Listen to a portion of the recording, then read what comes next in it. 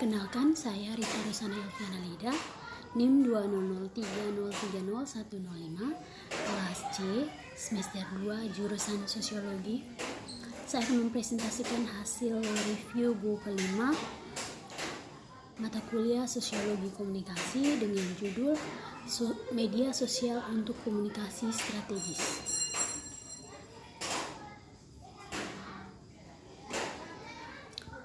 Menggunakan media sosial secara strategis. Media sosial bisa untuk penggunaan pribadi, tetapi juga bisa menggunakan secara profesional berkali-kali. Telah dilihat bagaimana kelompok menggunakan media sosial di suatu komunitas untuk saling berinteraksi, tetapi mereka lupa bagaimana hal ini dipandang dari perspektif lain. Di media sosial perlu menemukan keseimbangan yang mungkin berinteraksi dan membuat konten yang mendidik dan memberitahu audiens profesional tentang tingkat keahlian dan kepemimpinan pemikiran, tetapi juga menginginkan cukup pribadi sehingga tidak dianggap sebagai robot. Ada yang menggunakan media sosial secara strategis dan efektif berdasarkan kebutuhan dan harapan sendiri di lapangan. Berikut, untuk memilih platform tertentu, seorang profesional media sosial harus mempertimbangkan hal-hal berikut. Yang pertama, audiens. Pastikan untuk melihat kemana audiens akan pergi. Siapakah individu-individu ini? Di mana mereka melakukan percakapan? Yang tentu saja dapat mengumpulkan beberapa informasi dari audiens ini. Demografi. Pemikiran tentang jumlah informasi yang telah dikumpulkan Facebook tentang diri kita sendiri selama bertahun-tahun, dari suka, berkomentar, berbagi, dan bahkan video yang telah kita tonton. Berikut, bekerja di media sosial.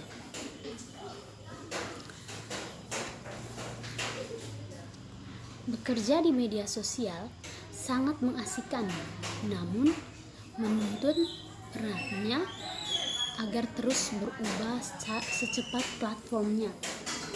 Neil dan Moody pada tahun 2015 mengeksplorasi perubahan dan tugas yang terjadi untuk media sosial ahli strategis dan membahas berbagai tugas, pengalaman, dan harapan yang dihadapi para profesional ini. Tugas mereka berkisar dari menangani masalah komunikasi hingga menguji teknologi baru. Bahkan membahas pentingnya memahami pengumpulan dan menganalisis data yang muncul pada platform ini. Beban kerja dan keterampilan yang diperlukan untuk berhasil di lapangan lebih sering berubah daripada tidak. Beberapa mendasari keterampilan dan kemampuan masih bagi organisasi yang ingin mempekerjakan profesional media sosial. Penulisan, penelitian, dan pelaksanaan kreatif adalah keterampilan tradisional yang terlihat dalam pemasaran, hubungan masyarakat, dan lainnya. Disiplin komunikasi juga termaksud dalam hal ini.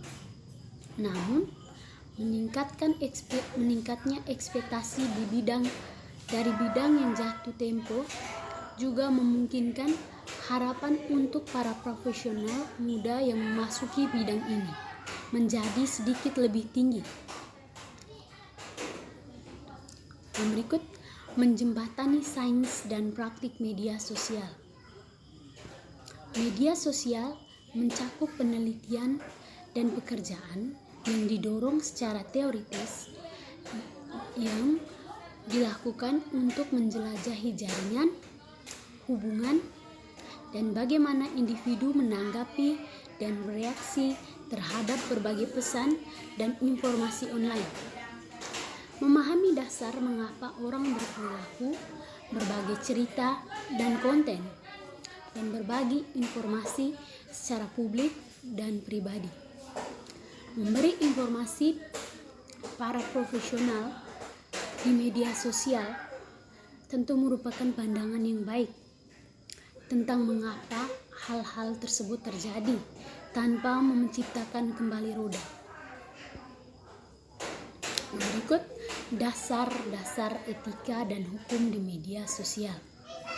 Apakah media etika itu?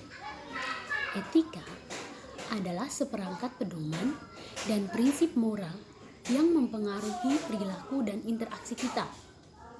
Memiliki satu set kode etik perilaku sangat penting ketika mengeksplorasi bagaimana bereaksi dan menanggapi berbagai situasi yang mungkin muncul saat kita di media sosial.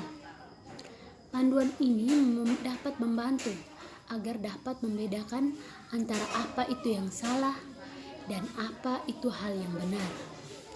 Seringkali orang memiliki seperangkat nilai yang mereka pegang teguh dan mereka rasakan. Penting bagi mereka untuk diikuti. Prinsip-prinsip etika dapat berupa perilaku dan tindakan pribadi, tetapi juga diterjemahkan ke dalam lingkaran profesional. Semua organisasi profesional seperti periklanan, hubungan masyarakat, pemasaran, jurnalisme, komunikasi, dan disiplin tambahan memiliki kode etik profesional yang harus diikuti oleh anggota mereka di tempat mereka bekerja dan berlatih di lapangan. Yang pertama, penyalahgunaan. Dosa khusus ini berfokus pada waktu dan ketepatan melompat ke dalam percakapan yang tidak tepat, sepenuhnya relevan atau diperlukan untuk suatu merek. Ini benar-benar berperan ketika merek mencoba untuk melompat dengan tren atau trend jacking di media sosial. Trennya bisa viral seperti Running Man dan Crying Michael Jordan antara lain, tetapi ada waktu yang tepat bagi merek dan profesional untuk mempromosikan diri mereka. Ini terutama jika topik yang sedang tren terfokus pada situasi emosional, misalnya tweet sensitif dari Gap selama badai atau oleh Epicurious selama pemboman maraton di Boston. Berikut pengabaian. Seperti yang disebutkan sebelumnya, media sosial tentang percakapan dan tidak bisa sukses dengan komunitas jika bukan merek atau jika bukan bagian darinya. Komunikasi media sosial perlu dibangun dan dipelihara. Merek, organisasi, dan profesional harus memutuskan platform mana yang akan digunakan dan bagaimana berinvestasi di platform ini. Komunitas mereka seharusnya bisa membedakan hal ini. Hal buruk yang terjadi atau hal-hal yang sering terjadi adalah melompat ke platform kemudian pergi sebelum benar-benar bisa ditaklukkan atau bisa dipeluk. Yang berikut, manipulasi. Ada waktu dan tempat untuk meminta komunitas mengambil tindakan untuk mendukung suatu gerakan, membagikan postingan atau pembaruan, atau bahkan anggota membantu komunitas lainnya. Namun, media sosial bukanlah tempat untuk meminta komunitas Anda menjangkau sejumlah pengikut, sehingga dapat membayar lebih banyak untuk peluang berbicara, yang terkadang Memang demikian sirkuit di media sosial profesional. Tujuan utamanya adalah menjadi diri sendiri dan menampilkan merek yang paling otentik. Dan itu berasal dari tidak menggunakan trik dan tindakan murahan untuk menghasilkan pandangan yang salah tentang siapa kamu.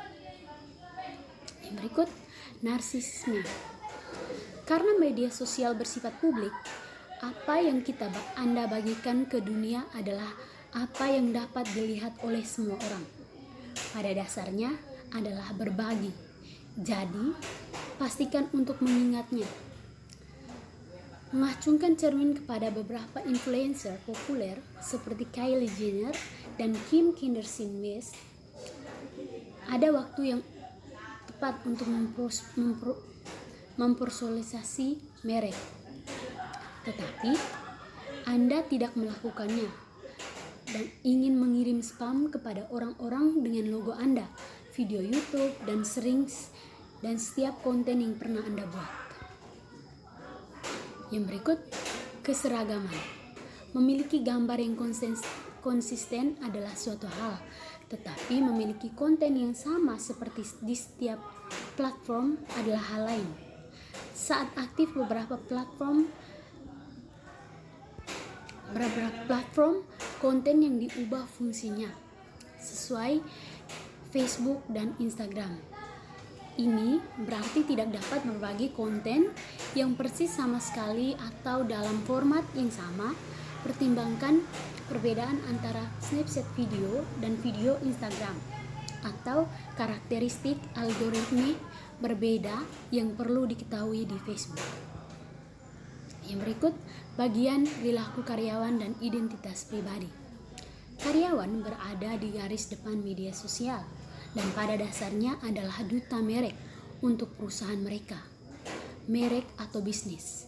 Perilaku karyawan dan kode identitas pribadi menguraikan apa peran karyawan dan bagaimana mereka diharapkan menampilkan diri secara profesional di media sosial. Misalnya, Anda tidak mau memverifikasi pekerjaan klien tanpa mengungkapkan bahwa Anda sebenarnya sedang mengerjakan kampanye itu. Itulah yang sering kita lihat ada hashtag klien yang sedang dibagikan. Hal yang sama perilaku untuk mewakili peran Anda di sebuah agensi, media outlet, dan atau bisnis. Humana telah mengundang karyawan untuk menggunakan Humana Employee agar komunitas tahu bahwa mereka bekerja di Humana sambil memberikan beberapa pedoman tentang apa yang mereka bisa dan tidak bisa dibagikan atau rahasia, informasi kata sandi, dan komunikasi pribadi. Sekian hasil presentasi saya. Terima kasih.